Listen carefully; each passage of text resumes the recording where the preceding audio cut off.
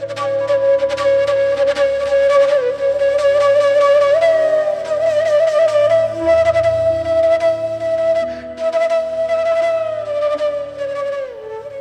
ശാന്തി. ഇന്ന് നമ്മൾ ജീവിതത്തിൽ വളരെയധികം അമൂല്യമായിരിക്കുന്ന, ജീവിതത്തിനെ വിജയത്തിലേക്ക് കൊണ്ടുപോകണോ പരാജയത്തിലേക്ക് കൊണ്ടുപോകണോ എന്ന് നിശ്ചയിക്കുന്ന ഒരു ടോപ്പിക്കിനെ കുറിച്ചാണ് പഠിക്കുന്നത്. പലപ്പോഴും ബുദ്ധിമാന്മാരായിട്ടുള്ള ഒരുപാട് ആളുകൾ നമ്മുടെ സമൂഹത്തിലുണ്ടാവുമെന്ന് ഞാൻ കണ്ടിട്ടുണ്ട്. എന്നാൽ അവർക്ക് അവരുടെ ഇമോഷൻസിൻ്റെ മേലെ കൺട്രോൾ ചെയ്യാൻ പറ്റാത്തത് കൊണ്ട് എത്രയോ ഉയർന്ന സ്ഥാനത്തെത്തിയിട്ട് പോലും അവർ പലപ്പോഴും പല ട്രാപ്പിൽ കുരുങ്ങിപ്പോകുന്നതും ജീവിതം അതോടെ അസ്തമിക്കുന്നതും നമ്മൾ കാണാറുണ്ട്. ലോക നേതാക്കന്മാരെ കാണുന്നുണ്ട്, സാധാരണ വ്യക്തിത്വങ്ങളുടെ ഇടയിൽ നമ്മൾ കാണാറുണ്ട്. ഞാൻ ആരുടെയും ഈ ഒരു ചാപ്റ്ററിൽ പേരെടുത്ത് പറയാൻ ആഗ്രഹിക്കുന്നില്ല, കാരണം അതൊരു പോസിറ്റിവിറ്റി അല്ലല്ലോ. അതുകൊണ്ട് തന്നെ പക്ഷേ സൂചനകൾ കൊണ്ട് നിങ്ങൾക്ക് മനസ്സിലാക്കാവുന്ന കാര്യമേ ഉള്ളൂ എന്തൊക്കെയാണ് ഈ ലോകത്തുനിന്ന് ഇമോഷൻസിനെ കൺട്രോൾ ചെയ്യാൻ പറ്റാത്തതുകൊണ്ട് നടക്കുന്നത്. അത് പറയുമ്പോൾ ആദ്യം നമുക്ക് മനസ്സിലാക്കേണ്ട കാര്യമുണ്ട്. ഇമോഷൻസ് എന്ന് വെച്ചാൽ എന്താ മലയാളത്തിൽ? സംവേദന ശക്തി എന്ന് നമുക്ക് പറയാം. മറ്റൊരാളുടെ അനുഭൂതിയെ മനസ്സിലാക്കാൻ കഴിയുന്ന നമ്മുടെ ഉള്ളിലുള്ളതായിരിക്കുന്ന വൈകാരിക ഭാവത്തിനെയാണ് ഇമോഷൻസ് എന്ന് പറയുന്നത്. നമുക്കതിന് ഡെഫിനിഷൻ നോക്കിക്കഴിഞ്ഞാൽ ഇമോഷൻസ് എന്ന് പറയാം. ഊർജം ആവാഹിച്ച വിചാരങ്ങളുടെ പ്രവാഹത്തിനെയാണ് ഇമോഷൻസ് എന്ന പേരിൽ അറിയപ്പെടുന്നത്. ഇംഗ്ലീഷിൽ നമ്മൾ പറയും ഇമോഷൻ. ഇലക്ട്രിക്കലി ചാർജ്ഡ് ആയിരിക്കുന്ന മോഷൻസ് അഥവാ സങ്കല്പധാര പ്രവാഹം, അതിൻ്റെ പേരാണ് ഇമോഷൻസ് എന്ന് പറയുന്നത്. നമ്മുടെ ഉള്ളിൽ ഇമോഷൻസിനെ കൺട്രോൾ ചെയ്യാൻ സാധിച്ചാൽ മാത്രമാണ് ഒരു മനുഷ്യന് ജീവിതത്തിൽ ഹാപ്പിനെസ് മെയിൻറ്റെയിൻ ചെയ്യാനായിട്ട് സാധിക്കൂ. പലപ്പോഴും ഞാൻ പലയിടത്തും വായിച്ചു കേട്ടത് ഓർമ്മിക്കും. ഒരു സക്സസ്സിൽ എത്തിച്ചേരാൻ പലർക്കും സാധിക്കും, എന്നാൽ ആ സക്സസ്സിൻ്റെ ലെവലിൽ മെയിൻറ്റെയിൻ ചെയ്യാൻ അതിന് എല്ലാവരെ കൊണ്ടും സാധ്യമല്ല. അതിനാണ് കൂടുതൽ പരിശ്രമം വേണ്ടത്. ഉയരങ്ങളിൽ എത്താൻ ഒരു പക്ഷെ സാധിച്ചായിരിക്കും, ആ എത്തിയ ഉയരങ്ങളെ നിലനിർത്തിക്കൊണ്ട് പോകണമെന്നുണ്ടെങ്കിൽ അതിന് നമുക്ക് നല്ല ഹാർഡ് വർക്ക് തന്നെ അത്യാവശ്യമാണ്. ആ നിലനിർത്തുന്നതായിരിക്കുന്ന അവസ്ഥയിൽ നമ്മുടെ മനസ്സിലുണ്ടാവേണ്ടതായിരിക്കുന്ന ഊർജത്തിൻ്റെ പ്രവാഹം, ആ ഊർജത്തിൻ്റെ പ്രവാഹം പോസിറ്റീവാണോ നെഗറ്റീവാണോ എന്നതിൻ്റെ ആധാരത്തിലാണ് ജീവിതത്തിൻ്റെ കളർ തന്നെ വരുന്നത്. ഈ ഇമോഷൻസ് എന്താണ് നമുക്ക് ആവശ്യം ജീവിതത്തിൽ പറയുമ്പോൾ, ജീവിതത്തിൽ മനുഷ്യനായി ജനിച്ചതിൻ്റെ സുഖം നമ്മൾ അനുഭവിക്കുന്നത് തന്നെ ഈ ഇമോഷൻസ് കാരണം കൊണ്ട് തന്നെയാണ്. മറ്റൊരു ഭാഷ ജീവിതത്തിൻ്റെ കളറാണ്, വർണ്ണങ്ങളാണ് ഇമോഷൻസ് എന്ന് പറയുന്നത്. ഒരിക്കലും പ്രകടിപ്പിക്കപ്പെടാത്തതായിരിക്കുന്ന ഒരു സ്നേഹം അതാർക്കും വേണ്ടല്ലോ. പറയില്ലേ, പ്രകടിപ്പിക്കാത്ത സ്നേഹം എന്തിനു വേണം എന്ന്. അതുകൊണ്ട് നമ്മുടെ മനസ്സിനുള്ളിൽ നിന്ന് സ്നേഹമാണെങ്കിലും അതല്ല നമുക്ക് എന്തെങ്കിലും വിഷമങ്ങൾ ഉണ്ടായിട്ടുണ്ടെങ്കിൽ ആ കാര്യമാണെങ്കിലും എൻ്റെ ഉള്ളിലുള്ളതായിരിക്കുന്ന ആ ഒരു ഫീലിങ്സിൻ്റെ മേൽ എനിക്കൊരു കൺട്രോൾ കൊണ്ടുവന്നുകൊണ്ട് അതിനെ പോസിറ്റീവ്ലി ചാർജാക്കി മാറ്റിക്കൊണ്ട് ജീവിതത്തിലെ അനുഭവങ്ങൾ ഉണ്ടാകുന്ന സമയത്ത് മനുഷ്യന്മാർ രണ്ട് വിധത്തിലാണ് പ്രതികരിക്കാറ്. ഒന്നുകിൽ നെഗറ്റീവ്ലി ചാർജ്ഡായിട്ട് പ്രതികരിക്കും, അല്ലെങ്കിൽ പോസിറ്റീവ്ലി ചാർജ്ഡായിട്ട് പ്രതികരിക്കും. ജീവിതത്തിലുണ്ടാകുന്ന പ്രതിസന്ധികളിൽ പോസിറ്റീവായിക്കൊണ്ട് പ്രതികരിക്കുന്ന മനുഷ്യന്മാർ ജീവിതത്തിൽ ഹാപ്പിനെസ് നേടുമെങ്കിൽ ജീവിതത്തിലുണ്ടാകുന്ന സാഹചര്യങ്ങൾ അതിനെ നെഗറ്റീവ്ലി പ്രതികരിക്കാൻ പോകുന്ന ആളുകൾ ജീവിതത്തിൽ തോൽക്കുകയും ചെയ്യുന്നു. അതുകൊണ്ട് ജയപരാജയങ്ങളുടെ ആധാരമാകുന്നത് നമ്മുടെ ജ്ഞാനമല്ല, അല്ലെങ്കിൽ നമ്മുടെ ഡിഗ്രികളല്ല, നമ്മൾ പഠിച്ചറിഞ്ഞതായിട്ടുള്ള കഥകളല്ല. നമ്മുടെ ലൈഫിൻ്റെ ഉള്ളിൽ എൻ്റെ വികാരങ്ങൾക്ക് മേലെ, വിചാരങ്ങൾക്ക് മേലെ, എൻ്റെ ഇമോഷൻസിന് മേലെ എനിക്ക് എത്രത്തോളം കൺട്രോൾ ഉണ്ട് എന്നുള്ളതിൻ്റെ ആധാരത്തിലാണ് ഒരു മനുഷ്യൻ ഈ ഭൂമിയിൽ വിജയിക്കോ പരാജയപ്പെടുമോ എന്നറിയുന്നത്. ഞാൻ മഹാഭാരതത്തിലെ ഒരു ഇവൻ്റ് ഓർത്തു പോവുകയാണ്. മഹാഭാരതത്തിലെ കളിക്കളത്തിൽ വെച്ചിട്ട് അവിടെ ഓരോ രാജകുമാരന്മാരുടെയും അവരുടെ കഴിവുകളെ പ്രകടിപ്പിക്കാൻ വേണ്ടതായിട്ടുള്ള ഒരു അവസരം നടക്കുകയാണ്. ആ സമയത്ത് ഭീമൻ വരുന്ന സമയത്ത് ദുര്യോധനൻ പറയുകയാണ്, ഇവൻ ഇമോഷണലായിട്ട് വേഗം ചാർജ്ഡ് ആവുന്ന ആളാണ്, അതുകൊണ്ട് ഇവനെ ഒന്ന് ദേഷ്യപ്പെടുത്തിയാൽ മതി, ഇവൻ തോറ്റോളും എന്ന് പറയുകയാണ്. അങ്ങനെ ഭീമനെ ദേഷ്യപ്പെടുത്തുന്ന രീതിയിൽ, ഭീമൻ്റെ വികാരങ്ങളെ കുത്തി നോവിക്കുന്ന രീതിയിൽ ദുര്യോധനൻ സംസാരിക്കുന്നു. അവിടെ ഭീമൻ ക്രോധിയായി മാറി കളിയുടെ നിയമങ്ങളെല്ലാം മറന്ന് കളിക്കുന്നു. ദുര്യോധനൻ ജയിച്ചതായിട്ട്, തോറ്റിട്ട് പോലും ജയിച്ചതായിട്ട് പ്രഖ്യാപിക്കുന്നു. യുധിഷ്ഠിരൻ വരുമ്പോഴും പറയാണ്, ഇവൻ ഇമോഷണലി വീക്കായിട്ടുള്ള ജീവിയാണ്, അതുകൊണ്ട് ഇവനെ തോൽപ്പിക്കാൻ എളുപ്പമാണ് എന്ന് പറഞ്ഞുകൊണ്ട് തൻ്റെ അമ്മയെക്കുറിച്ച് മോശമായി സംസാരിക്കുന്നു. അവിടെ യുധിഷ്ഠിരൻ എനിക്ക് ദേഷ്യം വന്നു കഴിഞ്ഞു, ദേഷ്യം വന്ന് യുദ്ധം ചെയ്യാൻ പാടില്ലെന്ന നിയമമാണ്, അതുകൊണ്ട് ഞാൻ യുദ്ധം ചെയ്യുന്നില്ല, അങ്ങനെ തോറ്റ് യുധിഷ്ഠിരൻ പിന്മാറുന്നു. പാണ്ഡവന്മാരിൽ പലരും പ്രകോപിപ്പിക്കാനായിട്ട് സാധിക്കുമായിരുന്നു. അർജുനൻ വരുന്ന സമയത്ത് പറയുകയാണ്, ഇവനെ ഭീമനെ പോലെ ക്രോധിയാക്കാനും സാധ്യമല്ല, മറ്റേ യുധിഷ്ഠിരനെ പോലെ വികാരിയാക്കാനും സാധ്യമല്ല. ഇവനോട് ജയിക്കണം എന്നുണ്ടെങ്കിൽ പ്രയാസമാണ് എന്ന് പറയുന്നു. അവിടെ ശരിക്കും അണ്ടർലൈൻ ചെയ്ത് കാണിക്കുന്ന ഒരു ചിത്രമുണ്ട്. ഒരു മനുഷ്യന് തൻ്റെ ക്രോധത്തിൻ്റെ മേലെ നിയന്ത്രിക്കാൻ സാധിക്കുമെങ്കിൽ, തൻ്റെ ഭാവുകമായി മാറുന്നതായിരിക്കുന്ന ഭാവനാത്മകമായി കൊണ്ട് ചാർജ്ഡായി പോകുന്ന അവൻ്റെ ഫീലിങ്സിൻ്റെ മേലെ കൺട്രോൾ ചെയ്യാൻ സാധിക്കുമെങ്കിൽ തീർച്ചയായിട്ടും അവർക്ക് ജീവിതത്തിൽ എന്തും നേടാൻ സാധിക്കും. അതാണ് മോഡേൺ വേൾഡിൽ പറയുന്നതായിട്ടുള്ളൊരു ടെക്നിക്ക്. EQ ആണ് ഒരു മനുഷ്യൻ്റെ ജയത്തിൻ്റെ ആധാരം. IQവിനേക്കാൾ കൂടുതൽ വേണ്ടത് EQ ആണ്. IQ 20%ഉം EQ 80%ഉം നിങ്ങൾക്കുണ്ടെങ്കിൽ ജീവിതത്തിലെ വിജയം നിങ്ങൾക്കുള്ളതാണ് എന്ന് മാനേജ്മെൻറ്റിൽ പറയുന്നു. റീസൺ എന്തുകൊണ്ടാണ്? ഒരു മനുഷ്യൻ്റെ മനോവിചാരങ്ങളെ നിയന്ത്രിക്കാനുള്ള അവരുടെ ശക്തിയാണ് ഇമോഷണൽ ഇൻ്റലിജൻസ് എന്ന് പറയുന്നത്. ഇതിനെക്കുറിച്ച് 1990 ആദ്യമായിട്ട് ആളുകൾ പഠിക്കാൻ തുടങ്ങുന്നത്. പുരാണങ്ങളിൽ ഇതിൻ്റെ വിധങ്ങളും കാര്യങ്ങളും ഗീതയിൽ യുഗങ്ങൾക്ക് മുന്നേ എഴുതി വെച്ചിട്ടുണ്ട്. ക്രോധാത് ഭവതി സമ്മോഹാത് ബുദ്ധിവിഭ്രമ ബുദ്ധിഭ്രംശാത് ക്ഷുതിനാശാച്ചു പ്രണശ്യതി എന്ന് എഴുതി വച്ചിരിക്കുന്നു. ഒരു മനുഷ്യൻ ക്രോധത്തിന് അടിമയാകുമ്പോൾ അവരുടെ വിവേകം അസ്തമിക്കുമെന്നും വിവേകം അസ്തമിച്ചൊരു മനുഷ്യൻ തൻ്റെ നാശത്തെ വിളിച്ചു വരുത്തും എന്നും ഗീത യുഗങ്ങൾക്ക് മുന്നേ നമ്മളോട് പറഞ്ഞു വെച്ചു. 1990 മനുഷ്യന്മാരതിനെ മോഡേൺ ആയിരിക്കുന്ന ഭാഷ ഉപയോഗിച്ച് പറയാൻ തുടങ്ങി. ഇമോഷണൽ ഇൻ്റലിജൻസ്, സോഷ്യൽ ഇൻ്റലിജൻസുമായിട്ട് റിലേറ്റഡ് ആയിട്ടാണ് 1990 സർവേ ആൻഡ് മേയർ എന്നതായിരിക്കുന്ന രണ്ടുപേരും ചേർന്ന് ഇതിനെക്കുറിച്ചൊരു റിസർച്ച് സ്റ്റഡിയും ബുക്കൊക്കെ ഇറക്കുന്നു. 1995 ഡാനിയൽ ഗോൾമാൻ ആണ് ഇമോഷണൽ ഇൻ്റലിജൻസ് എന്ന ഒരു ബുക്ക് ആധികാരികമായിട്ട് എഴുതുന്നത്. ഭാരതത്തിൻ്റെ ഹിസ്റ്ററി നോക്കിയാലും ധാർമ്മിക ഗ്രന്ഥങ്ങൾ നോക്കിയാലും ഇതായിരുന്നു എല്ലാ ധാർമ്മിക ഗ്രന്ഥത്തിൻ്റെയും അടിസ്ഥാനപരമായിട്ടുള്ള പൊരുൾ നോക്കിയാൽ, ഒരു മനുഷ്യന് തൻ്റെ വികാരങ്ങൾക്ക് മേലെ നിയന്ത്രണം കൊണ്ടുവരാൻ സാധിച്ചാൽ മാത്രമേ അവൻ്റെ ജീവിതം വിജയമാകൂ എന്ന്. മുഴുവൻ ഗീത എന്തിൻ്റെ ആധാരത്തിലാന്ന് നോക്കിക്കഴിഞ്ഞാൽ അർജുനൻ്റെ ഇമോഷൻസിന് മേലെ അവനെ വിജയിയാക്കാൻ വേണ്ടി എന്ത് ഗൈഡൻസ് വേണോ, എന്ത് ശക്തി വേണോ, അതാണ് പൂർണ്ണമായിരിക്കുന്ന ശ്രീമദ് ഭഗവത്ഗീത. ധാർമ്മിക ഗ്രന്ഥങ്ങളെല്ലാം തന്നെ, ഖുറാൻ ആവട്ടെ ബൈബിൾ ആവട്ടെ, എന്ത് നമ്മൾ പഠിച്ചു നോക്കിയാലും അതിലെല്ലാം തന്നെ തൻ്റെ വികാരങ്ങൾക്ക് മേലെ വിചാരങ്ങൾ കൊണ്ട് ഭരിക്കേണ്ടതിൻ്റെ ആവശ്യകതയെക്കുറിച്ച് പറയുന്നുണ്ട്. അതായത് ബുദ്ധി ഭ്രമിക്കാതെ മനസ്സിൻ്റെ ഇമോഷൻസിൻ്റെ വികാരങ്ങളെ കൺട്രോൾ ചെയ്യാൻ കഴിയുമ്പോൾ അവിടെയാണ് യഥാർത്ഥമായിരിക്കുന്ന ഇമോഷണൽ ഇൻ്റലിജൻസ് എന്ന് പറയുന്ന പദം ആക്റ്റീവ് ആവുന്നത് തന്നെ. രണ്ടും എങ്ങനെയാണ് ബന്ധപ്പെടുന്നത്? ഇമോഷൻസ് പവർഫുൾ ആവുമ്പോൾ ഇൻ്റലിജൻസ് കുറയുന്നു. രണ്ടും ഒന്ന് കൂടുകയും ഒന്ന് കുറയുകയും ചെയ്യുന്ന അനുപാതത്തിലാണ് പ്രവർത്തിക്കുന്നത്. ഇമോഷൻസിനെ കൺട്രോൾ കുറയും തോറും നമ്മുടെ ബുദ്ധിയുടെ കപ്പാസിറ്റി കുറഞ്ഞുകൊണ്ടിരിക്കും. അതായത് ഇമോഷൻസ് കൂടുന്തോറും ബുദ്ധി കുറഞ്ഞുകൊണ്ടിരിക്കും. ഇമോഷൻസിൻ്റെ മേലെ കൺട്രോളിങ് വരും തോറും ഒരു മനുഷ്യന് തൻ്റെ ബുദ്ധിയെ അഥവാ വിവേകത്തെ വേണ്ട രീതിയിൽ പ്രവർത്തിക്കാനായിട്ട് സാധിക്കും. അരിസ്റ്റോട്ടലിൻ്റെ ഒരു വാക്ക് ഞാൻ ഓർക്കുന്നുണ്ട്. ഒരു മനുഷ്യന് ആരോട് വേണമെങ്കിലും ദേഷ്യപ്പെടാൻ സാധിക്കും, അത് ആരെക്കൊണ്ടും സാധിക്കുന്ന കാര്യമാണ്. പക്ഷേ ഒരാളുടെ അടുത്ത് ഒരാൾ തെറ്റ് ചെയ്യുമ്പോൾ വേണ്ടത്ര അളവിൽ, വേണ്ട രീതിയിൽ, വേണ്ട പോലെ നിങ്ങൾക്ക് പ്രതികരിക്കാൻ സാധിക്കുമെങ്കിൽ അതിന് നിങ്ങൾക്ക് നിങ്ങളുടെ മേലെ കൺട്രോൾ ഉണ്ടായേ സാധിക്കുമെന്ന്. തീർച്ചയല്ലേ? ഒന്ന് ആലോചിച്ച് നോക്കിയേ. എന്തെങ്കിലും ഒരു കാര്യം ജീവിതത്തിൽ ഉണ്ടാകുമ്പോഴും ഇൻസ്റ്റൻറ്റ് റിയാക്ഷൻ, അതാണ് ഇന്നത്തെ മനുഷ്യന്മാരുടെ സ്വഭാവം തന്നെ. പറയും നമ്മൾ മനുഷ്യന്മാരല്ലേ, നമ്മൾ അങ്ങനെ ഫീൽ ചെയ്യാണ്ടിരിക്കുമോ, നമ്മൾ പറയാതിരിക്കുമോ, നമ്മൾ ചെയ്യാതിരിക്കുമോ എന്നൊക്കെ ചോദിക്കും. ഇങ്ങനെ അവനവന് വേണ്ടി തൻ്റെ വീക്ക്നെസ്സിന് തലോടിക്കൊടുക്കാൻ വേണ്ടിയുള്ള 100 കൂട്ടം കാരണങ്ങൾ നമ്മൾ കണ്ടെത്തുന്നുണ്ടെങ്കിലും എല്ലാവർക്കും അറിയാം സ്വന്തം ഫീലിങ്സിൻ്റെ മേലെ കൺട്രോളിങ് കൊണ്ടുവന്നാൽ മാത്രമാണ് നമുക്ക് നമ്മുടെ ബുദ്ധിയെ യഥാർത്ഥമായ രീതിയിൽ പ്രവർത്തിപ്പിക്കാനായിട്ട് സാധിക്കുള്ളൂ എന്നത്. അതുകൊണ്ട് എവിടെയാണ് ബുദ്ധിയെന്നും ഇത് എങ്ങനെയാണ് വികാരങ്ങളാൽ ബന്ധപ്പെടുന്നതെന്നും, ഇമോഷൻസിനെ നെഗറ്റീവ്ലി, പിന്നെ ഇമോഷൻസ് എന്ന് പറയുന്നത് എല്ലാത്തിലും ഉണ്ട്. സ്നേഹം അതൊരു വികാരം തന്നെയല്ലേ. പ്രകടിപ്പിക്കുന്ന സ്നേഹത്തിൻ്റെ സുഖത്തോളം മറ്റൊന്നും ഈ ഭൂമിയിൽ നമുക്ക് അനുഭവിക്കാൻ കിട്ടില്ല. പക്ഷേ ആ ഇമോഷൻസ് എവിടേക്ക് എങ്ങനെ മാറണം, എപ്പോൾ നെഗറ്റീവ് ആവും, എപ്പോൾ പോസിറ്റീവ് ആവും, ഈ ഒരു തിരിച്ചറിവ് അത് അനിവാര്യമായ ഘടകമാണ് അതിനെ കൺട്രോൾ ചെയ്യണമെങ്കിൽ. നമ്മുടെ ആത്മാവിൻ്റെ ഉള്ളിൽ അഥവാ ഇൻറ്റേർണൽ പേഴ്സണാലിറ്റി നമ്മൾ കഴിഞ്ഞ ദിവസം അവനവന് തിരിച്ചറിയുന്നതായിട്ടുള്ള ചാപ്റ്ററിൽ വ്യക്തമായി കണ്ടിരുന്നു. ഞാനെന്ന് പറയുന്ന ഈ ബാഹ്യസ്വരൂപം മാത്രമല്ല, ഇതിൻ്റെ ഉള്ളതായിരിക്കുന്ന ഒരു ഊർജ്ജമുണ്ട്, ഒരു എനർജി ഉണ്ട്.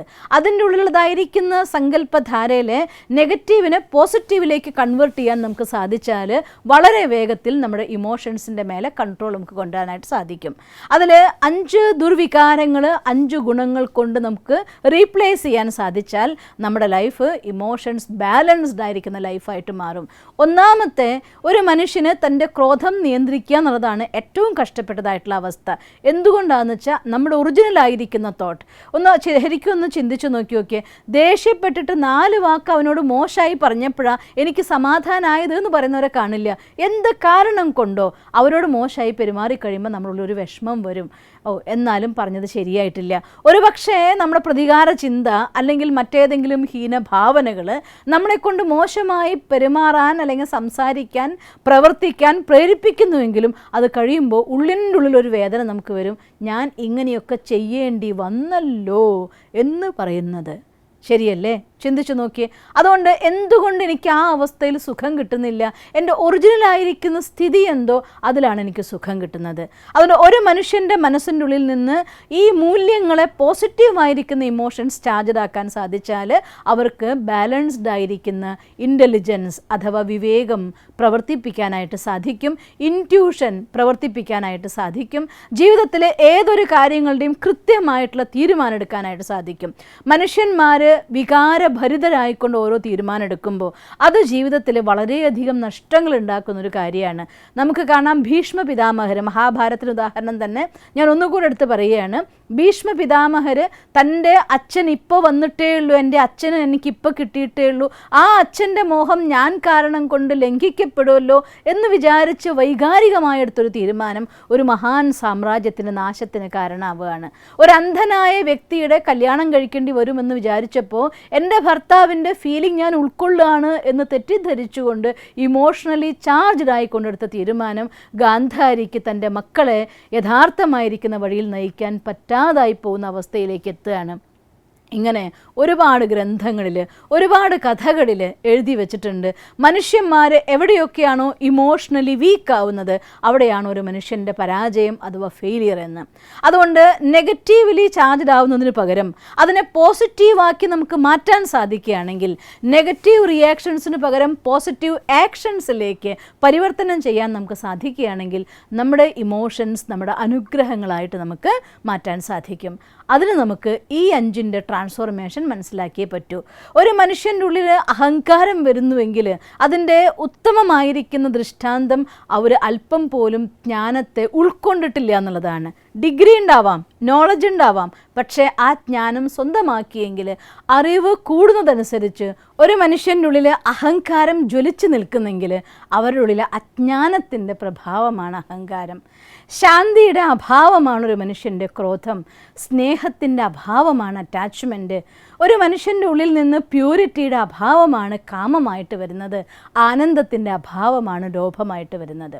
അതായത് ആത്മാവിൻ്റെ നമ്മുടെ ആന്തരിക വ്യക്തിത്വത്തിൻ്റെ ഓരോരുത്തരുടെയും ആന്തരിക വ്യക്തിത്വത്തിൻ്റെ ഉള്ളിൽ പോസിറ്റീവായിരിക്കുന്ന ഗുണങ്ങളുടെ അഭാവത്തിൽ നിന്നാണ് അവഗുണങ്ങൾ ശക്തമായിട്ട് പുറത്തേക്ക് വരുന്നത്. ആ അവഗുണങ്ങളാണ് ഒരു മനുഷ്യൻ്റെ അഹങ്കാരം വരുമ്പോൾ മറ്റുള്ളവരുടെ ഫീലിങ്സിന് ഒരു വിലയില്ലാതായി മാറുന്നു. അവരുടെ മാനത്തിനോ അപമാനത്തിനെ കുറിച്ച് ചിന്തിക്കാതെ പ്രവർത്തിക്കാൻ സാധിക്കുന്നു. നിങ്ങൾ ഇമോഷണലി കൺട്രോൾ ഇല്ലാത്ത വ്യക്തിയാണ് എന്നർത്ഥം. ഒരു മനുഷ്യന് ക്രോധം വരുന്ന സമയത്ത് എന്താണ് പറയുന്നത് എന്താണ് ചെയ്യുന്നതെന്ന് അറിയാത്ത രീതിയിൽ പ്രവർത്തിക്കാൻ തുടങ്ങുന്നു. നമ്മൾ പറയും ഇവന് ക്രോധമുഖത്ത് ആചാരമില്ല, ക്രോധിയാണ്, അവനാകെ മൂഡ് ശരിയല്ല, നമുക്ക് പോവുക എന്ന് പറഞ്ഞു പോകുന്നു. അവരിൽ നിന്ന് ആളുകൾ ഓടി ഒളിക്കാൻ വേണ്ടി നോക്കുക ചെയ്യുന്നത്. ഒരു മനുഷ്യൻ്റെ സ്നേഹം അറ്റാച്ച്മെൻ്റായിട്ട് മാറിക്കഴിയുമ്പോൾ ഉടമസ്ഥത സ്ഥാപിക്കാനുള്ള പ്രവണതയായിരിക്കും. ഞാൻ പറയുന്നത് കേൾക്കണം, ഞാൻ പറയുന്ന പോലെ ചെയ്യണം, എൻ്റെ ഇഷ്ടം നിങ്ങൾ ചെയ്യണം, എനിക്ക് വേണ്ടി നിങ്ങൾ ചെയ്യണം, എനിക്ക് വേണ്ടി നിങ്ങൾ ജീവിക്കണം, എന്നോടിങ്ങനെ പെരുമാറണം. ഇത് ബന്ധങ്ങളെ അകലങ്ങളിലേക്ക് കൊണ്ടുപോവുകയുള്ളൂ. ഒരു മനുഷ്യൻ്റെ മനസ്സിന് ഇംപ്യൂറായിട്ടുള്ള തോട്ട്സ് വരുമ്പോഴാണ് ഈ ലോകത്ത് ഇന്ന് അമ്മമാർക്ക് പുറത്തിറങ്ങി നടക്കാൻ പറ്റാത്ത രീതിയിലുള്ള ഒരവസ്ഥ ഉണ്ടായെങ്കിൽ അത് മനുഷ്യൻ്റെ ഉള്ളിലെ ഇംപ്യൂരിറ്റിയുടെ വളർച്ചയുടെ പ്രഭാവം കാണുന്നത്. ഏത് തലത്തിലെടുത്ത് നോക്കിയാലും, നമ്മുടെ ഫാമിലി ലെവലിലാവട്ടെ, ഓഫീസ് ലെവലിലാവട്ടെ, പലപ്പോഴും പല ഓഫീസുകളും പലരും ഇത്തരത്തിൽ ഇമോഷണലി ചാർജ്ഡ് ആയിക്കൊണ്ട് തൻ്റെ ജോലി രാജിവെച്ച് പോകുന്ന ആൾക്കാരുണ്ട്. പല ആളുകളുടെയും പല ഡീലിങ്സും നഷ്ടമായി പോകുന്നു ഇമോഷണലി വീക്കായിട്ടെടുക്കുന്നതായിട്ടുള്ള തീരുമാനങ്ങൾ കൊണ്ട്. മാത്രമല്ല, ഒരു മനസ്സ് വീണ്ടും വീണ്ടും ഇമോഷൻസിന് അടിമയാകുന്നുവെങ്കിൽ പ്രോപ്പറായിരിക്കുന്ന ഡിസിഷൻ എടുക്കാനുള്ളതായിരിക്കുന്ന ഇൻസൈറ്റ് അവരുടെ ക്ലോസ് ആയി പോകും എന്നുള്ളതാണ് സത്യം. അതുകൊണ്ട് ഒരു മനുഷ്യനെ സംബന്ധിച്ചിടത്തോളം തൻ്റെ ഇമോഷൻസ് അഥവാ വികാരങ്ങളെ കൺട്രോൾ ചെയ്യേണ്ടത് വളരെയധികം അത്യാവശ്യമായിരിക്കുന്ന ഫാക്ടറാണ്. മുഖ്യമായിട്ട് ഇമോഷൻസിനെ കുറിച്ച് പറയുന്ന വാട്സൺ എന്നതായിരിക്കുന്ന ശാസ്ത്രജ്ഞൻ പറയുന്നു, അദ്ദേഹം പേര് കൊടുത്ത ഇമോഷൻസിന് ഫാൽ എന്നാണ്, FAL. F for fear, A for anger and L for love. ഒരു മനുഷ്യന് തൻ്റെ ക്രോധം നിയന്ത്രിക്കാൻ പറ്റാതായാലും തൻ്റെ ഭയത്തിന് നിയന്ത്രിക്കാൻ പറ്റാത്തത് കൊണ്ടാണ് ഇന്ന് പല കുട്ടികളും ഇൻ്റർവ്യൂവിന് പോകുമ്പോൾ ഫെയിലിയറായി പോകുന്നു. അവരുടെ പരീക്ഷാ ഹാളിൽ കയറി ചെല്ലുമ്പോൾ ഭയം കൊണ്ട് പഠിച്ചതൊക്കെ ഇങ്ങനെ ആവിയായി പോയി, ഞാൻ ആകെ പകച്ചുപോയി എന്ന് പറയുന്നു. നല്ലതായിട്ട് പ്രാക്ടീസ് കഴിഞ്ഞ ശേഷം ഒരു സ്റ്റേജിലേക്ക് ചെല്ലുന്നു, പെർഫോമൻസിൻ്റെ സമയമെത്തുമ്പോൾ അവരുള്ളിൽ കടന്നു വരുന്നതായിട്ടുള്ള ഭയം എന്തൊക്കെയോ എന്ന് വിചാരിക്കുന്നു, അവരുടെ എല്ലാ പെർഫോമൻസിൻ്റെ കപ്പാസിറ്റിയും നഷ്ടമായി പോകുന്നു. നന്നായി പാടാൻ കഴിയുന്ന കുട്ടിക്ക് പാടാൻ പറ്റാതായി പോകുന്നു, നന്നായി അഭിനയിക്കാൻ പറ്റുന്ന കുട്ടിക്ക് അഭിനയിക്കാൻ പറ്റാതായി പോകുന്നു, നന്നായി പഠിച്ച കുട്ടിക്ക് പരീക്ഷയിൽ പ്രസൻറ്റ് ചെയ്യാൻ പറ്റാതായി പോകുന്നു, നന്നായി പ്രസൻറ്റേഷന് തയ്യാറായ ഒരാൾക്ക് തൻ്റെ പ്രസൻറ്റേഷൻ ചെയ്യാൻ പറ്റാതായി പോകുന്നു. നല്ല ഡീലിന് വേണ്ടി റെഡിയായി പോയിട്ട് നാവ് പിഴച്ചതിൻ്റെ പേരിൽ ഡീല് നഷ്ടപ്പെട്ട് ബിസിനസ് താഴേക്ക് പോകുന്നു. ഇനി എന്തെല്ലാം വേണം, ഇമോഷൻസിനെ കൺട്രോൾ ചെയ്യാൻ പറ്റാത്തത് ഏതുകൊണ്ടാണ് നമ്മുടെ കുടുംബ കോടതികളുടെ എണ്ണം ഇന്ന് കേരളത്തിൽ ഇത്രയധികം വർദ്ധിച്ചുവെങ്കിൽ അതിൻ്റെയൊക്കെ വില്ലൻ മറ്റാരുമല്ല, നമ്മുടെ ഇമോഷൻസിൻ്റെ മേലെ കൺട്രോൾ ചെയ്യാൻ നമുക്ക് പറ്റാത്തതിൻ്റെ അവസ്ഥ കൊണ്ടാണ്. അതുകൊണ്ട് ഇമോഷൻസിനെ കൺട്രോൾ ചെയ്യാനായിട്ട് ഭയത്തിനെ നിയന്ത്രിക്കേണ്ടത് വളരെ അനിവാര്യമായിട്ടുള്ള ഘടകമാണ്. പക്ഷേ ഭയത്തിനെ നിയന്ത്രിക്കണം എന്നുണ്ടെങ്കിൽ ഏതൊരു ഫീലിങ്ങും ഇതിനെ ഒരിക്കലും അടിച്ചമർത്തി ഇല്ലാതാക്കാൻ പറ്റില്ല. അടിച്ചമർത്താൻ നോക്കിയാൽ ഭയാനകമായ രീതിയിൽ അത് പുറത്തേക്ക് വരികയും അത് നിങ്ങളെ തന്നെ വിഴുങ്ങിക്കളയുകയും ചെയ്യും. അതുകൊണ്ട് ഒരു കാര്യം സാധിക്കുള്ളൂ, ഇമോഷൻസിനെ ഡയറക്റ്റ് ചെയ്യാനേ നമുക്ക് പറ്റുള്ളൂ. ഇമോഷൻസിനെ കൺട്രോൾ ചെയ്യണമെങ്കിൽ അത് കുത്തിച്ചാടി ഒഴുകി വരുന്ന വെള്ളത്തിൻ്റെ പ്രവാഹം പോലെയാണ്. അണകെട്ടി അതിനെ പല വഴിക്ക് തിരിച്ചു വിടുകയാണെന്നുണ്ടെങ്കിൽ അതിൽ നിന്ന് നമുക്ക് വിളവെടുപ്പ് ഉണ്ടാക്കാം, ഇലക്ട്രിസിറ്റി ഉണ്ടാക്കാം, പലതും ഉണ്ടാക്കാം. അതുപോലെ ചാർജ്ഡ് ആയിരിക്കുന്ന സങ്കല്പധാരനെ പോസിറ്റിവിറ്റിയുടെ ബണ്ട് കെട്ടിക്കൊണ്ട്, പോസിറ്റിവിറ്റിയുടെ അണ കെട്ടിക്കൊണ്ട് അതിനെ തരംതിരിച്ചു വിടാൻ നമുക്ക് സാധിക്കുകയാണെങ്കിൽ ലൈഫിന് ഒരു ഗാർഡനാക്കി മാറ്റാൻ, ലൈഫിന് വേണ്ട പ്രകാശവും ചൂടും കൊടുക്കാൻ വേണ്ട ഇലക്ട്രിസിറ്റി ആക്കാൻ എന്തിനും സാധിക്കുന്ന ഒന്നാണ് നമ്മുടെ ഇമോഷൻസ്. പക്ഷേ അതിനെ എങ്ങനെയാണ് തിരിച്ചുവിടേണ്ടത്, എവിടേക്കാണ് തിരിച്ചുവിടേണ്ടത്, എന്താണ് നമ്മൾ അതിനെ അണക്കെട്ടാനുള്ളതായിരിക്കുന്ന വിദ്യ, ഇതിനെക്കുറിച്ചൊക്കെ നമുക്ക് ഈ ഒരു ദിവസങ്ങളിലെ ട്രെയിനിങ്ങിൽ ഈ ഒരു കാര്യമാണ് മെയിനായിട്ട് നമ്മൾ വിചാരിക്കുന്നത്. ഒരു കാര്യം നിർബന്ധമായിട്ട് നമ്മൾ ഓർത്തിരിക്കേണ്ട കാര്യമുണ്ട്, നമുക്ക് ദേഷ്യത്തെ ഇല്ലാതാക്കണം എന്നുണ്ടെങ്കിൽ അവിടെ ശാന്തി വേണം, അറ്റാച്ച്മെൻ്റ് ഇല്ലാതാക്കാൻ സ്നേഹം വേണം, ലോഭം ഇല്ലാണ്ടാക്കാൻ ആനന്ദം വേണം, അഹങ്കാരം ഇല്ലാതാക്കാൻ ജ്ഞാനം വേണം, കാമത്തിൻ്റെ അഥവാ നമ്മുടെ ദേഹബോധത്തിൻ്റെ അതിയായിരിക്കുന്നതായിരിക്കുന്ന മനുഷ്യന്മാരുടെ ദേഹത്തോടുള്ള ആകർഷണത്തെ ഇല്ലാതാക്കാൻ ഒറ്റ വഴിയുള്ളൂ, പ്യൂരിറ്റി അഥവാ പവിത്രത. അതുകൊണ്ട് ഈ ഗുണങ്ങൾ കൊണ്ട് നമ്മുടെ ഇമോഷണൽ ചാർജ് ചെയ്യുകയാണെങ്കിൽ ലൈഫിലുണ്ടാകുന്ന ഏതൊരു സിറ്റുവേഷനും പോസിറ്റീവ്ലി റിയാക്ഷൻ ആക്കാൻ നമുക്ക് സാധിക്കും. റിയാക്ഷനിലൂടെ നെഗറ്റീവ് സൈക്കിൾ കുരുങ്ങാതെ, വിഷ സൈക്കിളിനുള്ളിൽ മനുഷ്യൻ കുരുങ്ങിപ്പോകാതെ, മറിച്ച് അതിന് നമുക്കുള്ളതായിരിക്കുന്ന ബ്ലെസ്സിങ്സിലേക്ക് മാറ്റാൻ നമുക്ക് പഠിക്കാം. അതുകൊണ്ട് ഒന്ന് നമുക്ക് ഫിയറിനെ കൺട്രോൾ ചെയ്യണം, മറ്റൊന്ന് A for anger. നിരന്തരമായിട്ടുള്ള യൂസിലൂടെ ആങ്കർ കൺട്രോളിംഗ് എന്ന് പറയുന്നത് മനുഷ്യന്മാർക്ക് പറ്റാത്തൊരു ഫാക്ടറായി തുടങ്ങി ഇന്നത്തെ ലോകത്ത്. അതുകൊണ്ട് ക്രോധത്തെ നിയന്ത്രിക്കേണ്ടത് എങ്ങനെയാണ്, ആങ്കർ മാനേജ്മെൻറ്റ് എന്താണ്. അതുപോലെ തന്നെ ലവ്. ഞാൻ ഓർത്തു പോവും, നമ്മുടെ കോഴിക്കോട് കേരളത്തിൽ തന്നെ ഒരച്ഛൻ മകളുടെ കല്യാണത്തിന് ആ അച്ഛൻ പാട്ടുപാടി ആ സദസ്സിൽ തന്നെ വീണ് മരിച്ചതായിരിക്കുന്നതൊക്കെ ഞാൻ അറിഞ്ഞു. ആ ഒരു വീഡിയോ ഞാൻ കണ്ടു നോക്കുമ്പോൾ അച്ഛൻ പാടുന്ന പാട്ട് ഏതായിരുന്നു അറിയോ? സൂര്യനായി തഴുകി ഉറക്കമുണർത്തുമെന്നച്ഛനെയാണ് എനിക്കിഷ്ടം. പൊതുവെ ആ പാട്ട് കേട്ട് കഴിയുമ്പോൾ മനസ്സിൽ അച്ഛനോടുതായിരിക്കുന്ന സ്നേഹം കൊണ്ട്, അഥവാ അച്ഛൻ്റെ മനസ്സ് മകനോടുള്ള സ്നേഹം കൊണ്ട് അങ്ങ് നിറഞ്ഞു തുളുമ്പുന്നൊരു പാട്ടാണ്. അത് മകളെ പിരിയുന്നൊരവസ്ഥയിൽ നോക്കിയപ്പോൾ ആ സ്നേഹത്തിൻ്റെ അതിപ്രവാഹം കൺട്രോൾ ചെയ്യാൻ പറ്റില്ല, ഹാർട്ട് അറ്റാക്കായി അദ്ദേഹം ആ സ്ഥലത്ത് തന്നെ കുഴഞ്ഞു വീണ് മരിച്ചു. ഒന്ന് ആലോചിച്ച് നോക്കിയേ, സ്നേഹം എന്ന പോസിറ്റീവായിരിക്കുന്ന ഫീലിങ്സ് പോലും അതിനെ നമുക്ക് കൺട്രോൾ ചെയ്യാൻ സാധിക്കില്ലെങ്കിൽ എങ്കിൽ അതും നമ്മുടെ ജീവിതത്തിൽ പലപ്പോഴും പല നഷ്ടങ്ങളെയും വരുത്തി വയ്ക്കും. അതുകൊണ്ട് മനുഷ്യൻ്റെ മനസ്സിൻ്റെ ഉള്ളിൽ നിന്ന് ആ ഓരോ വാല്യൂസിനെയും ഓരോ ഫീലിങ്സിനെയും, അത് സ്നേഹമാവട്ടെ, ശാന്തിയാവട്ടെ, ആനന്ദമാവട്ടെ, അനുഭൂതിയാവട്ടെ, അതിനെ അതിൻ്റെ ശക്തിയിലേക്ക് മാറ്റാൻ. സ്നേഹം ശക്തിയായിട്ടും പ്രവർത്തിക്കാറുണ്ട് ഇല്ലേ? ഒന്ന് ചിന്തിച്ചു നോക്കിയേ, ഒരമ്മയുടെ അടുത്തേക്ക് ഒരു മകൻ എന്ത് തന്നെ തെറ്റ് ചെയ്ത് കയറി വരുമ്പോഴും ആ അമ്മയ്ക്ക് മകനോടുള്ളൊരു ഫീലിംഗ്, എൻ്റെ കുട്ടിയാണ്, ഇവൻ എങ്ങനെയെങ്കിലും എനിക്ക് നന്നാക്കണം എന്നതായിരിക്കുന്ന അമ്മയുടെ വികാരം. ഒന്ന് ചിന്തിച്ചു നോക്കി. ആ സമയത്ത് അമ്മയുടെ മനസ്സിൽ നിന്ന് സ്നേഹമാണുള്ളത്. ആ അനുഭൂതിയിലുള്ള ശക്തിയാണ് മകന് പകർന്നു കൊടുക്കാൻ നോക്കുന്നത്. അല്ലാതെ ആ അമ്മ അഥവാ തളർന്ന് വീഴുകയാണെങ്കിൽ നമ്മൾ പറയും നമ്മുടെ അമ്മയ്ക്ക് ശക്തിയില്ല എന്ന് പറയും. ഒരമ്മയുടെ ശക്തി എപ്പോഴും എവിടെയാണ് കാണുക? മക്കളുടെ തെറ്റ് തിരുത്തുന്നതിലാണ്. അപ്പോൾ സ്നേഹം ശക്തിയായിട്ട് പ്രവർത്തിക്കാറുണ്ട്. അതുപോലെ തന്നെ അറിവ് ശക്തിയായിട്ട് പ്രവർത്തിക്കാറുണ്ട്. മനുഷ്യൻ്റെ മനസ്സിൽ നിന്ന് ആനന്ദം ഒരു ജീവിതത്തിൻ്റെ ഏത് രോഗത്തെ പോലും മാറ്റിമറിക്കുന്നതായിരിക്കുന്ന രോഗവിമോചക ശക്തിയായിട്ട് പോലും പ്രവർത്തിക്കാറുണ്ട്. എല്ലാത്തിൻ്റെയും ബേസ്, എല്ലാത്തിനെയും ശക്തിയിലേക്ക് പരിവർത്തനപ്പെടുത്തണം. മീൻസ് കൺട്രോളിങ് നമുക്ക് ആവശ്യമാണ്. അതിന് ആദ്യം നമുക്ക് ആവശ്യം നമ്മുടെ റിയൽ ഐഡൻറ്റിറ്റിയിലേക്കുള്ള തിരിച്ചുള്ള യാത്രയാണ്. നമ്മളൊരു എപ്പിസോഡ് ചെയ്തിട്ടുണ്ടായിരുന്നു, നിങ്ങൾ പഠിച്ചിട്ടുണ്ടാവും, എനിക്ക് പൂർണ്ണ വിശ്വാസമുണ്ട്. പ്രാക്ടീസ് ചെയ്തുകൊണ്ടിരിക്കുന്നുണ്ടാവും. ഞാൻ ഈ കണ്ണുകൊണ്ട് കാണുന്ന, ചെവി കൊണ്ട് കേൾക്കുന്ന, മുഖം കൊണ്ട് സംസാരിക്കുന്ന ഈ ശരീരമെന്ന ഇൻസ്ട്രുമെൻറ്റിനെ പ്രവർത്തിപ്പിക്കുന്ന ഇൻറ്റേർണൽ പേഴ്സണാലിറ്റി അഥവാ ആത്മാവാണ് ഞാൻ. അപ്പം ഞാനെന്ന ആത്മ ഈ ദേഹത്തിലൂടെ പ്രവർത്തിക്കാമെന്ന് വിചാരിക്കുമ്പോൾ നമ്മുടെ റിയൽ ഐഡൻറ്റിറ്റിയിലേക്ക് നമ്മൾ വരുമ്പോൾ ഈ കാണുന്നതായിരിക്കുന്ന രൂപത്തിൻ്റെ റിലേറ്റഡ് ആയിട്ടുള്ള എല്ലാം സെക്കൻഡറി ആവുന്നു.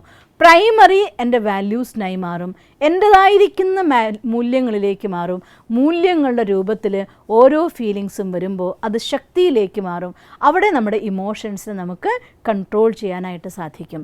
ഞാൻ അമ്മ എന്ന സ്നേഹത്തിനുപരി, എൻ്റെ കുഞ്ഞ് എന്ന ഫീലിങ്ങിനേക്കാൾ ഉപരി എൻ്റെ പുത്രനെ ശരിയായ വഴിയിലേക്ക് നയിക്കേണ്ടവൾ ഞാൻ എന്ന് ചിന്തിക്കാൻ ഒരു അമ്മയ്ക്ക് സാധിക്കുമ്പോഴാണ് നല്ല മക്കളെ വളർത്തിയെടുക്കാൻ സാധിക്കുന്നത്. ഒരച്ഛന് ചിന്തിക്കുമ്പോഴാണ് നല്ല പുത്രനും പുത്രിക്കും സപ്പോർട്ട് കൊടുക്കാൻ സാധിക്കുന്നത്. ഈ രീതിയിൽ മൂല്യങ്ങളെ പോസിറ്റീവ്ലി ചാർജ്ഡ് ആക്കിയാൽ EQ ലെവൽ ഹൈ ആയി, മൂല്യങ്ങളെ നെഗറ്റീവ്ലി ചാർജ്ഡ് ആക്കിയാൽ തിരിച്ചു ആവാലോ, എൻ്റെ മോൻ ഇങ്ങനെയായി പോയല്ലോ എന്ന് പറഞ്ഞ് കരയുന്നൊരമ്മ IQ ഇമോഷൻസിൽ വീക്കാണ്.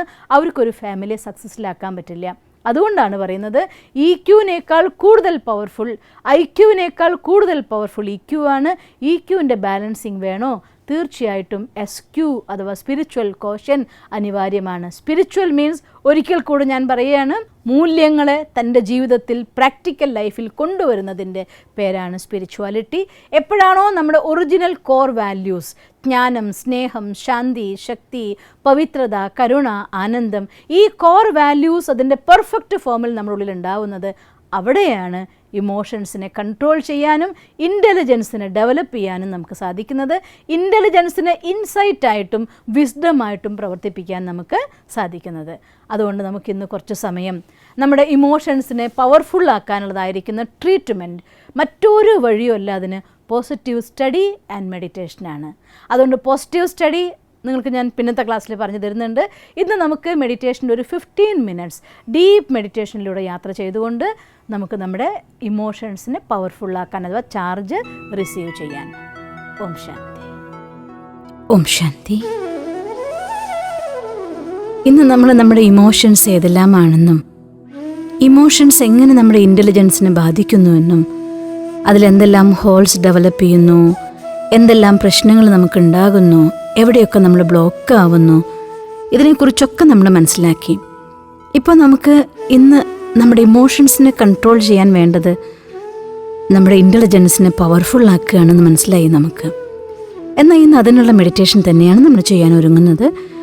എന്നുള്ളൊരു കാര്യം മനസ്സിലാക്കേണ്ടത്, നമ്മുടെ ബുദ്ധി അഥവാ ഇൻ്റലിജൻസ് പവർഫുള്ളാക്കുന്നത് ബുദ്ധി യോഗത്തിലൂടെയാണ്.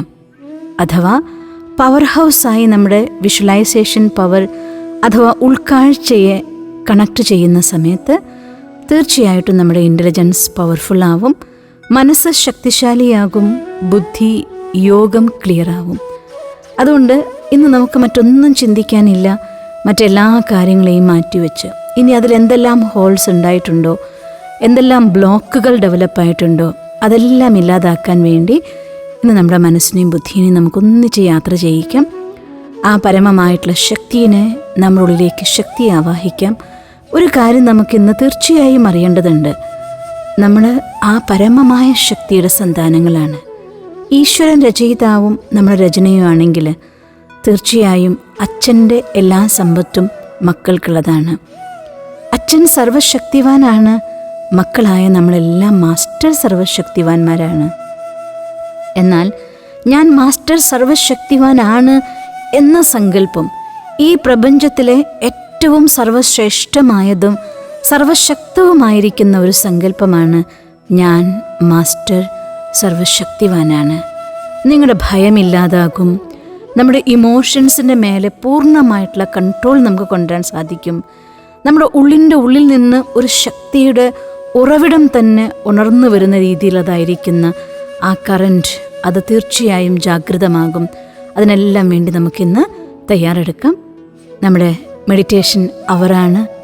അതുകൊണ്ട് നിങ്ങളുടെ ധ്യാനമുറിയിൽ അഥവാ നിങ്ങളുടെ പഠനമുറിയിൽ പുറം ലോകത്തു നിന്നുള്ള ശബ്ദങ്ങളെല്ലാം കേൾക്കാത്ത ഏറ്റവും നല്ല സ്ഥാനത്ത്, കഴിയുമെങ്കിൽ നിങ്ങൾ ഈ 21 ദിവസം ഒരൊറ്റ സ്ഥാനത്ത് തന്നെ ഇരുന്നു കൊണ്ട് ഈ അഭ്യാസം ചെയ്യാനായി ശ്രമിക്കണം.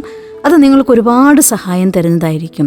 അതുകൊണ്ട് ആ ഏറ്റവും നല്ല സ്ഥാനത്ത്, ആ പോസിറ്റീവ് എനർജി വൈബ്രേഷൻ നിറഞ്ഞു നിൽക്കുന്ന സ്ഥാനത്ത്, എന്നാൽ വായു സഞ്ചാരം ഈ സ്ഥാനത്തേക്ക് ഉണ്ടായിരിക്കണം എന്നത് വളരെ അത്യാവശ്യമാണ്. എല്ലാ മെഡിറ്റേഷന് മുന്നിൽ അവറുകളിലും വായു സഞ്ചാരമുള്ളതും ശാന്തമായതുമായിരിക്കുന്ന ഒരു സ്ഥാനമാണെങ്കിൽ അതിനോളം നമ്മളെ സഹായിക്കുന്ന മറ്റൊന്നുണ്ടായിരിക്കില്ല. അതുകൊണ്ട് നമ്മുടെ ആ ഒരു സ്പെഷ്യൽ റൂമിൽ, ധ്യാനമുറിയിൽ, കസേരയിൽ നട്ടെല്ല് നിവർന്ന് പൂർണ്ണ ശ്രദ്ധയോടുകൂടി കാലുകളെ തറയിൽ അമർത്തിക്കൊണ്ട് അഥവാ ചമ്രം പടിഞ്ഞിരിക്കുന്നതായിരിക്കുന്ന അവസ്ഥയിൽ സുഖാസനത്തിൽ റിലാക്സ്ഡ് ആയിരുന്നാലും ശ്രദ്ധയെ പുറം ലോകത്ത് നിന്ന് നമ്മളിലേക്ക് തന്നെ കൊണ്ടുവന്നാലും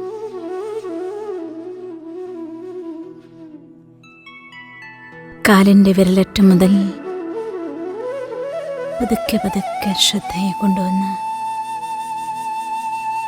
തലയും മുഖത്തെ പേശികളും വരെ അയഞ്ഞിരിക്കുന്ന അവസ്ഥയിലേക്ക് ടോട്ടൽ റിലാക്സ്ഡ്.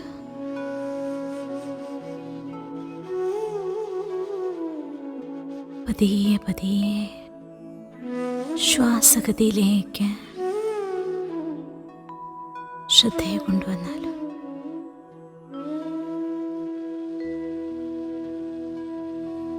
ഇപ്പോൾ ഞാൻ എൻ്റെ ലോകത്ത്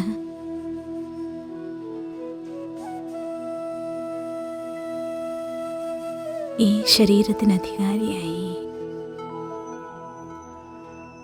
ആ സചേതനമായ ശക്തി ആജ്ഞാചക്രത്തിൽ പ്രകാശിക്കുന്നതായി അനുഭവം ചെയ്യുന്നു. അഥവാ പൊട്ടുതൊടുന്ന സ്ഥാനത്ത് ഒരു ചൈതന്യ നക്ഷത്രം പ്രകാശിക്കുന്നതായി കണ്ടാലും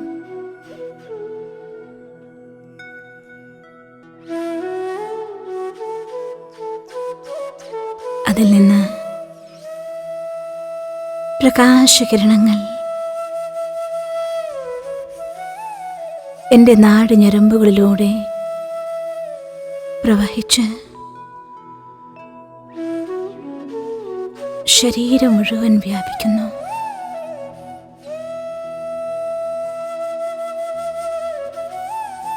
എൻ്റെ സങ്കല്പത്തിൻ്റെ ഭാഷയിലൂടെ സർവശക്തനായ ഭഗവാനെ, പരമപ്രകാശ സ്വരൂപത്തെ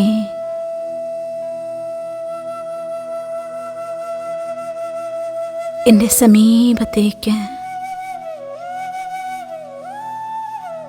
ഞാൻ ആഹ്വാനം ചെയ്യുന്നു.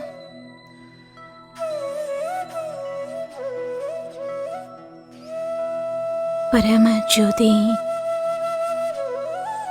പരംപിതാ പരമാത്മാ, സർവശക്തനായ ഭഗവാൻ എൻ്റെ തലയ്ക്ക് മുകളിൽ പ്രത്യക്ഷനായിരിക്കുന്നു.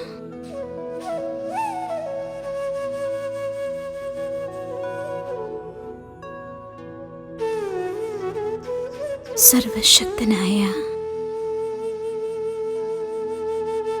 പ്രകാശസ്വരൂപമായ പരം ജ്യോതിയായ ഈശ്വരനിൽ നിന്നും പ്രകാശകിരണങ്ങളായി ഒരു വെള്ളി വെളിച്ചമായി സർവശക്തികളും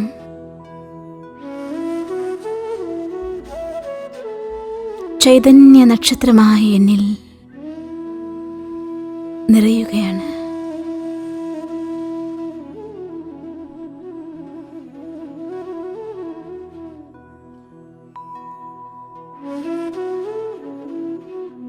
ഈ പ്രകാശധാര എൻ്റെ ശരീരത്തിൽ മുഴുവൻ വ്യാപിക്കുന്നു.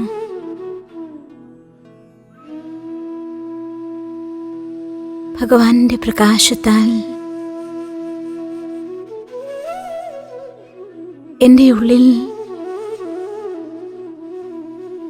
ദിവ്യമായ എല്ലാ ഗുണങ്ങളും ശക്തികളും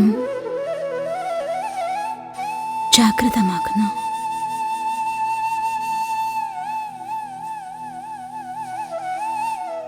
ഞാൻ മാസ്റ്റർ സർവശക്തനായി മാറിയിരിക്കുന്നു. എൻ്റെ എല്ലാ ഇമോഷൻസിനെയും പൂർണ്ണമായി നിയന്ത്രിക്കാനുള്ള ശക്തി എൻ്റെ ഉള്ളിൽ നിറയുന്നു.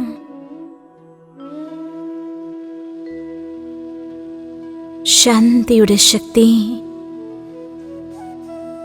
എൻ്റെ ഏറ്റവും വീക്ക് ഇമോഷനായ ക്രോധത്തെ ഇല്ലാതാക്കുന്നു.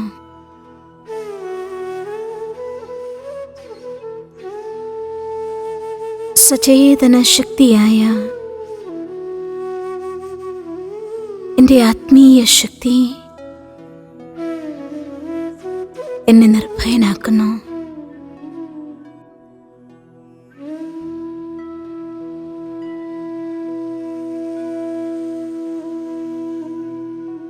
സ്നേഹം മോഹത്തെ ജയിക്കുന്നു.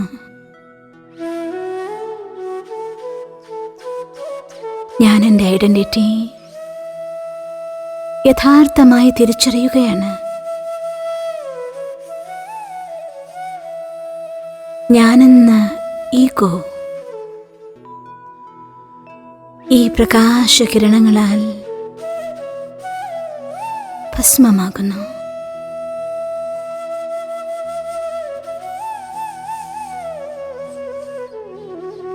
ഞാൻ master സർവശക്തനാണ്.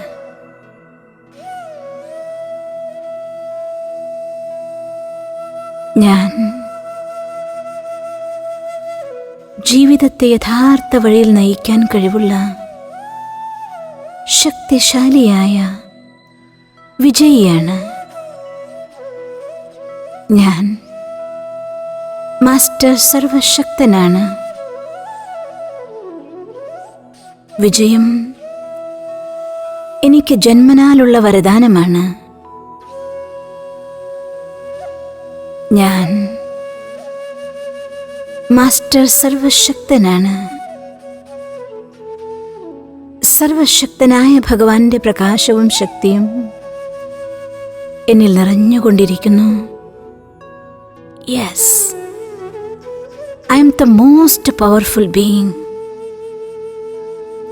Yes, I am Master Almighty Authority. Yes, I am the master of my life. Yes, I am the happiest being in the world.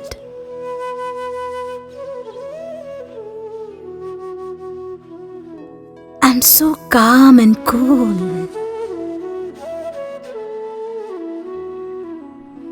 I have the power of silence. I am Master, Almighty Authority.